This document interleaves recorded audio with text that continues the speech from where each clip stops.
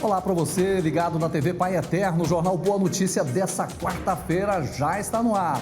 E na edição de hoje vamos falar sobre um novo medicamento que está em teste. Ele protege e evita da contaminação do novo coronavírus. E mais, pesquisa mostra que pequenos pedaços de plásticos, de garrafas e embalagens podem viajar pelo ar e contaminar ecossistemas. E ainda, uma médica tem colocado nos prontuários informações que vão além do nome completo, da idade e do número do leito. É mais uma iniciativa inspirada para acalentar aqueles que lutam pela saúde nos hospitais. Tudo isso e muito mais agora no Jornal Boa Notícia para você.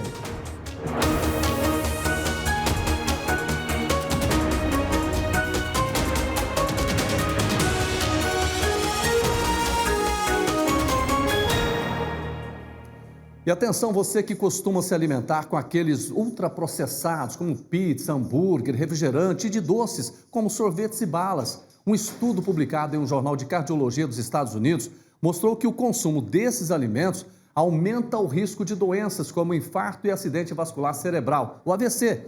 A cada porção adicional desses alimentos, de acordo com a pesquisa, o risco de morte por doenças cardiovasculares pode aumentar em 9% e cerca de 3 mil adultos participaram desse estudo, conduzido por pesquisadores da Universidade de Nova York.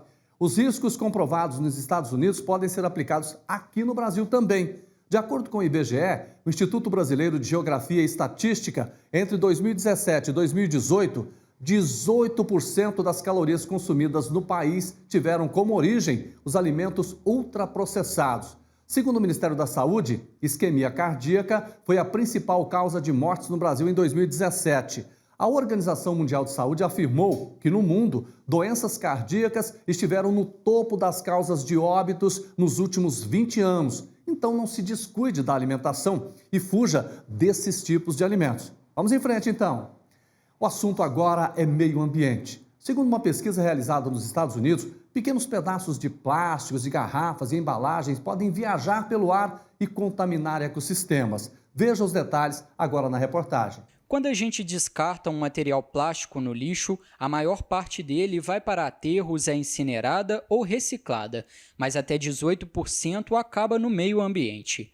Agora, um estudo liderado por pesquisadores da Universidade Estadual de Utah e da Universidade Cornell, nos Estados Unidos, tem despertado uma nova preocupação. Segundo a análise, como o plástico não é facilmente decomposto, ele se fragmenta em pedaços cada vez menores até que sejam pequenos o suficiente para serem lançados no ar. De acordo com a pesquisa, isso significa que grande parte desse material que é despejado no mar e na terra é quebrado e jogado de volta à atmosfera, causando riscos para os nossos ecossistemas com partículas que circulam ao redor da Terra. A equipe de pesquisa coletou dados desses microplásticos no ar no oeste dos Estados Unidos de 2017 a 2019 e descobriu que cerca de 22 mil toneladas do material estão sendo depositadas nos Estados Unidos a cada ano. Mesmo em fase inicial, os pesquisadores alertam que a descoberta pode ter consequências negativas e ainda desconhecidas para os ecossistemas e para a saúde dos humanos no futuro. A ministra do Supremo Tribunal Federal, Rosa Weber, suspendeu trechos de 4 decretos sobre o porte e posse de armas do presidente Jair Bolsonaro. Essas medidas passariam a valer a partir de terça-feira. Quem tem mais detalhes sobre esse assunto agora é o Elton Moreira, que está lá em Brasília. Olá, Elton, conta mais detalhes para a gente. Olá, Jordevai, e também para você que nos acompanha aqui na TV Pai Eterno. A ministra do Supremo Tribunal Federal, Rosa Weber, concedeu uma liminar que suspende parcialmente os decretos assinados pelo presidente Jair Bolsonaro sobre a flexibilização do porte, registro e compra de armas no Brasil. Entre os pontos suspensos pela decisão da ministra está a possibilidade da aquisição de até 6 armas de fogo por pessoa, previsto em um 4º decreto assinado por Bolsonaro em fevereiro deste ano. Essa decisão entra em vigor imediatamente, mas o caso precisa agora ser analisado pelos 11 ministros do STF. A votação será no chamado plenário virtual, em que os ministros registram o voto sem um período de debates. O julgamento final está marcado para acontecer na próxima sexta-feira, até o dia 23 de abril. Jordeva, a gente continua acompanhando esse assunto aqui de Brasília e eu devolvo agora para você aí no estúdio. Obrigado pelas informações. Abraço para você, viu, Elton? Olha, a hora do quadro Opinião é agora. O padre Jesus Flores fala sobre a situação do Brasil no cenário internacional. O país é o segundo com maior restrições para entrada em destinos internacionais por causa da forma como tem lidado com uma pandemia. Vamos acompanhar. Olhando para o Brasil de hoje, parece-me ver um cão correndo atrás da cauda. Quanto mais corre, menos alcança a própria cauda. Temos um governo federal que não enxerga nada, não compreende nada, nega tudo e debocha de tudo. Nega a letalidade do coronavírus, nega sua capacidade de expansão. E enquanto o governo federal nega 358 mortes aconteceram no Brasil, 13 milhões e 500 mil pessoas infectadas. Isto não tem a menor importância para ele. Tudo não passa de mimimi, lamento estéril, covardia, nada mais do que isto. E ele encontra razão para perseguir quem combate a Covid. Diante de tanta irresponsabilidade, viramos motivo de chacota e de condenação internacional.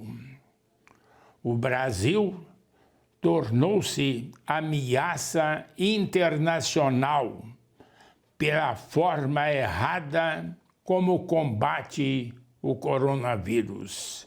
O governo, o presidente da República, já foi denunciado no Tribunal Internacional Penal de Haia e também denunciado ao Supremo Tribunal Federal, que determinou a criação de uma CPI contra o governo na forma como protege a saúde brasileira e combate o coronavírus. Diante desse fato, mobilizou sua tropa de choque para tumultuar todo o processo. Em vez de uma CPI para investigar o governo, ele quer mudar o objetivo, incluindo nesta investigação os 27 governadores e também os 5.600 prefeitos do Brasil. No meio desse emaranhado, o que vai prevalecer? O bom senso, a verdade, o bem-estar do Brasil, com seus cidadãos desempregados, famintos, perplexos. A palavra está com o Senado. A palavra está com o Supremo Tribunal Federal. A palavra está com o povo brasileiro ludibriado. E é preciso que ele reaja com clareza e firmeza. Estão brincando com sua vida.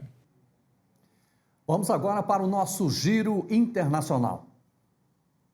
O primeiro-ministro francês Jean Castex anunciou na terça-feira a suspensão de todos os voos entre Brasil e França por causa de preocupações em torno da variante brasileira da Covid-19. A oposição política no país já vinha exigindo a suspensão das ligações aéreas com o Brasil, onde a situação sanitária piorou consideravelmente. Com mais de 99 mil mortos, a França sofre com a terceira onda do coronavírus, deixando em aberto a questão sobre um relaxamento das restrições vigentes. A economista-chefe do Fundo Monetário Internacional, Gita Kobinat, afirmou que a vacina contra a Covid-19 é a prioridade absoluta para os países emergentes e em desenvolvimento. A chefe do FMI destacou na terça-feira que os atrasos na imunização colocam em risco a economia mundial. Kobinat também pediu aos países ricos que forneçam vacinas aos países pobres e alertou que a desigualdade no acesso às vacinas é um grande problema que se agrava enquanto a pandemia persiste. O Egito busca uma indenização de 900 milhões de dólares, o equivalente aí a mais de 5 bilhões de reais, depois do bloqueio do canal de Suez no fim de março. De acordo com o jornal Al-Ahram, autoridades também apreenderam o cargueiro que provocou o incidente. A autoridade do canal de Suez declarou que o Egito não cometeu nenhum erro e culpou o navio pelo ocorrido. O valor solicitado corresponde aí a perdas que o navio provocou ao país, além do custo da operação de retirada. Autoridades calculam que o Egito perdeu entre 12 e 15 milhões de dólares por dia, enquanto o tráfego permaneceu bloqueado. Nós vamos agora para um rápido intervalo comercial. No próximo bloco, a gente fala sobre a Assembleia Geral dos Bispos do Brasil. Não saia daí, a gente volta já já.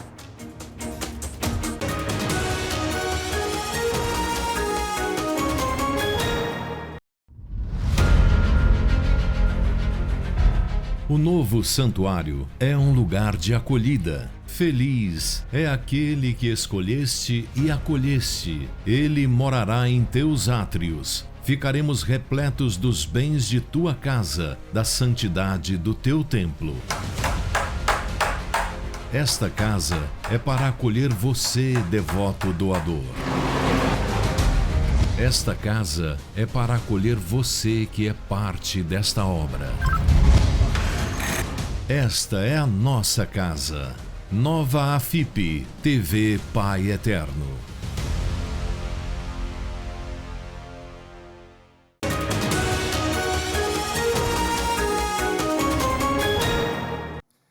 Olá, estamos de volta com o seu Jornal Boa Notícia. Eu sou o Jordeva Rosa e quero fazer uma pergunta para você. Você que está em casa em todo o Brasil, você já visitou o nosso portal paieterno.com? Lá, além de saber tudo sobre a fé, sobre a devoção, você também pode se cadastrar e tornar um devoto evangelizador. Ou você pode entrar em contato com a nossa central de atendimento pelo WhatsApp. Anote aí, 62-3506-9800. Eu vou repetir para você anotar e para você ligar logo em seguida para a gente aqui, 62-3506-9800 e venha fazer parte dessa família de amor. Gente, esta semana a gente tem trazido aqui no Jornal Boa Notícia as informações sobre a Assembleia Geral dos Bispos do Brasil. Eles estão reunidos desde segunda-feira de forma online. O repórter Tarek Cardoso, que está acompanhando os desdobramentos diariamente, atualiza para a gente sobre esse terceiro dia de evento. Tarek, é com você. Olá pessoal, nesta quarta-feira, 14 de abril, a Assembleia Geral dos Bispos da CNBB está discutindo pautas importantes para a organização da conferência. Os bispos estão refletindo sobre a elaboração de um novo estatuto e a criação do Regional Leste 3 da CNBB, que será formado pelas dioceses do Estado do Espírito Santo. Os prelados também já conversaram sobre liturgia, campanha da fraternidade e a ação solidária emergencial É Tempo de Cuidar, desenvolvida neste tempo de pandemia. A cobertura completa destes e outros assuntos vocês conferem todos os dias desta semana, às 2 da tarde, no programa Pai Eterno. Tá certo. É isso aí, como o Tarek falou, mais tarde, a partir das 2 horas da tarde, você vai conferir todas essas informações da Conferência Nacional dos Bispos do Brasil 2021. Gente, junto com a pandemia, muitos profissionais passaram a acumular cargas de trabalho excessivo e desgastante. E essa sobrecarga pode levar ao esgotamento físico e psíquico, dando espaço ao surgimento da Síndrome de Burnout. Para falar mais sobre esse tema, confira agora o comentário de hoje da psicóloga Bruna Linhares. Síndrome de burnout. Esse é um termo que pode ser traduzido como queimar-se por completo, combustão, ou esgotamento mental, que normalmente se dá no ambiente de trabalho. É como se aquilo que você conseguisse fazer de maneira involuntária, automática, normalmente passasse a ter um peso muito grande para você. Começa a haver um desequilíbrio entre aquilo que recarrega e suga a sua energia.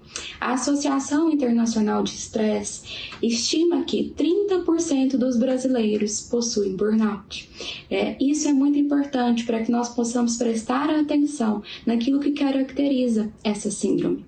A primeira característica é de exaustão mental, que significa um esvaziamento físico e também mental, que você tira férias, você tira licença e mesmo assim não se sente descansado. A segunda característica é de uma reação de negatividade, de isolamento, uma total perca de motivação. A terceira característica se refere a um sentimento de incompetência, a uma perca de sentido daquilo que está sendo feito. Isso também vem acompanhado de sinais físicos, de sintomas físicos, que são dores de cabeça, dores muscular, perca, às vezes, de apetite, problemas gastrointestinais, taquicardia, tudo isso relacionado ao momento de esgotamento. Mas a boa notícia nisso tudo é que nós podemos sim desenvolver fatores de proteção contra esse esgotamento. Quais são esses fatores? O primeiro fator é praticar pausas. Faça pausas de maneira voluntária. Não abra mão do seu almoço, tenha pausas durante o seu dia de 5 minutinhos, 10 minutinhos, para que o burnout não te pare de maneira involuntária. Segunda coisa é ter um descanso ativo. Pratique alguma atividade física, faça parte de algum jogo, de brincadeiras, em que você possa se movimentar, além do ambiente de trabalho. Terceira coisa, tenha boas conexões sociais, para que você tenha ambientes onde você não vá conversar de trabalho. Tenha uma boa alimentação, tenha um bom sono, e se for preciso, procure ajuda, mas não ignore os sinais do seu corpo. O nosso corpo nos dá sinais o tempo todo. Viu aí? Dicas importantes da síndrome de burnout, tá bom? Momento de te atualizar sobre a Covid-19. De ontem para hoje tivemos mais uma alta no número de casos e mortes. Veja aqui comigo, na tela, os últimos números do Ministério da Saúde até a data de ontem, 13 de abril. Vamos lá. Números de 13 de abril, casos novos no Brasil, 82.186 casos. Agora, acumulados desde o início da pandemia, nós chegamos a 13.599.994 pessoas contaminadas pela Covid-19. Número de mortes, aí realmente cresceu, hein? 3.808, ou seja, 3.808 vidas que realmente se foram por causa dessa doença. Total de mortes até agora, também desde o ano passado, toda a pandemia, 358.425 mortes. Estão aí esses números. Mas a gente fala também do outro lado que é importante, o caso das pessoas recuperadas. Até agora, mais de 12 milhões se recuperaram. 12.074.798 pessoas tiveram a Covid-19 e se recuperaram, de acordo com dados do Ministério da Saúde. E uma notícia que traz esperança. Um medicamento produzido por uma empresa americana oferece proteção e diminui o risco de contágio do novo coronavírus. Por isso, a gente chama agora a competente Tiara Castilho, que traz mais detalhes para a gente. Olá, Tiara, conta para a gente esses detalhes aí. Isso mesmo, Jordevar, que notícia cheia de esperança, né? Uma boa quarta-feira para todos que acompanham o JBN. A Anvisa, Agência Nacional de Vigilância Sanitária, pode liberar nos próximos dias um medicamento de uma empresa americana que oferece 76% de proteção contra o novo coronavírus com relação aos sintomas da doença e reduz em 81% o risco de contaminação de quem mora com o infectado. Esse remédio se mostrou eficaz para evitar a progressão da Covid-19. O medicamento já está sendo usado nos Estados Unidos desde fevereiro. No Brasil, a Anvisa tem até o dia 1º de maio para emitir um parecer sobre o uso emergencial. Lembrando que, se aprovado, o medicamento é um complemento para o tratamento do coronavírus e não elimina a imunização pelas vacinas, ou seja, é preciso que toda a população tenha consciência da importância de se vacinar quando, claro, chegar a sua hora, respeitando a ordem dos grupos prioritários. Jordevar, volto com você aí no estúdio. Tá certo, obrigado pela boa notícia que você trouxe, viu, Tiara? Agora eu quero fazer uma pergunta para você. O que você tem feito exatamente para evitar o contágio do coronavírus? Você está usando máscara? Você está higienizando as suas mãos? Está evitando fazer aglomeração, principalmente aquelas festas de fim de semana? Porque a gente fala na vacina, a gente fala nesse medicamento aí que está sendo estudado, que a Tiara acabou de contar, mas você tem um papel muito importante no combate a essa doença. Cada um de nós, se a gente fizer a nossa parte, eu tenho certeza que a gente vai contribuir muito para a gente acabar com realmente essa doença traiçoeira que é a Covid-19. E a Tiara, a gente reservou o tempo dela hoje para falar muito sobre essa doença. Ela preparou uma outra reportagem especial para a gente. Ela vai falar que pacientes com a Covid-19 que estão internados em um hospital universitário de Brasília estão sendo identificados com informações que vão além do nome completo, da idade e do número do leito. É que uma iniciativa idealizada por uma médica mostra um pouco mais sobre quem, de fato, está naquele leito específico, onde os gostos e as paixões da vida de cada um são descritos ali, ao lado da cama. É o que ela chama de prontuário afetivo. Pela rede social, a médica reumatologista divide um pouco da rotina de trabalho. Antes era somente o serviço na área da saúde, mas cerca de 5 anos ela tem feito outro tipo de postagem. A arte ganhou uma parte do coração da doutora Isadora Iorrins. E hoje basta a gente dar uma olhadinha para ver uma pessoa talentosa. São trabalhos de escultura e aquarela que ganham sentido e faz aquela rotina pesada do centro cirúrgico dar uma amenizada.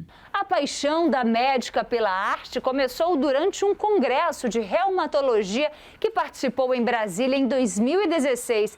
Antes das palestras sobre os temas médicos, tinha cursos de arte. A médica resolveu assistir uma dessas aulas e foi quando o lado artístico despertou. Hoje ela compartilha tudo na rede social.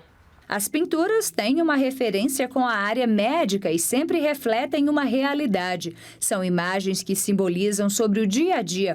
Os textos explicam do que se tratam. As confecções das esculturas também seguem um mesmo padrão. E foi a maneira que a reumatologista encontrou de levar o dia a dia com mais reflexão. E aí eu levei alguns objetos, que eu já uso nos meus trabalhos artísticos, levei uma fita de cetim, uns alfinetes, e aí eu fui entrando naquele espaço e fui fazendo essas intervenções. Então, na hora da paramentação, que a gente troca de roupa, tem uns biombos, eu falei, vou escrever aqui, me paramento de amor. Aí fui com os alfinetes e coloquei a fita de cetim e escrevi essa frase. Doutora Isadora conta que recebeu a responsabilidade de trabalhar na comissão de humanização com pacientes de Covid e, com o intuito de deixar o ambiente mais ameno, teve a ideia de criar um prontuário afetivo. Essa proposta de fazer o prontuário afetivo, ela está relacionada a um tipo de arte que é a estética relacional. A estética relacional é o seguinte, você deixa de ter o objeto de arte, então deixa de ter a escultura, deixa de ter pintura, e você tem uma proposição artística que vai mudar as relações das pessoas no ambiente. Então foi isso, eu peguei aquelas informações afetivas, então já mudei a minha relação com a família. peguei essas informações afetivas, coloquei no prontuário virtual em que a equipe estava trabalhando. Então, a equipe já ficou assim, quem que colocou isso aqui? Que história é essa? Gosta de passarinho, de barulhinho de água. No meio da planta, a gente estava ouvindo Raul Seixas, porque um paciente gostava de Raul Seixas.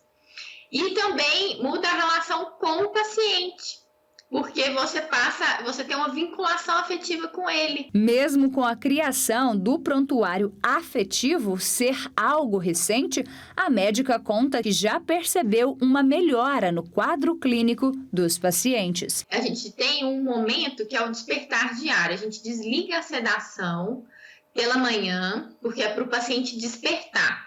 E aí, nesse despertar, a gente começou a colocar as músicas e aí teve reação, assim, da pessoa se movimentar. A gente perguntou, fulano, você gosta de Roberto Carlos, né? Aí a pessoa balançou a cabeça. Teve um paciente que estava com uma sedação um pouco mais profunda, ele não estava desperto, né? Não estava acordado. A gente viu a frequência cardíaca aumentar, começou a fazer alguns movimentos. Então, você estimula aquela pessoa, né? Tá vendo aí? É sempre importante a gente melhorar a vida das pessoas. E a gente termina o Jornal Boa Notícia de hoje com um exemplo de superação que nos motiva e nos faz acreditar em dias melhores.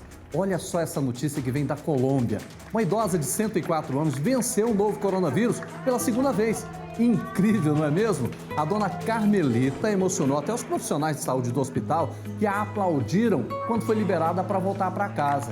A dona Carmelita foi infectada pela Covid pela primeira vez em junho do ano passado, mas foi tratada em casa, ali na casa de repouso onde ela vive, deu tudo certo. Só que nessa segunda vez, o vírus veio mais forte e ela precisou ser internada. Ela chegou a ser vacinada, porém, antes de atingir a imunidade, ficou doente novamente. Passou 21 dias internada e agora é mais uma vencedora, não é? Que história fantástica essa! Então, essa notícia inspiradora, né? A gente vai encerrando o Jornal Boa Notícia de hoje, porque eu quero dizer o seguinte, porque Deus colocou a mão na cabeça da dona Carmelita e falou, olha, você vai continuar vivendo porque tem muita coisa para fazer ainda. E é de notícias boas que a gente vive. Estamos encerrando o JBN de hoje. Eu te espero amanhã, 12:30, aqui na TV Pai Eterno. Fique com Deus, um abraço e se cuide.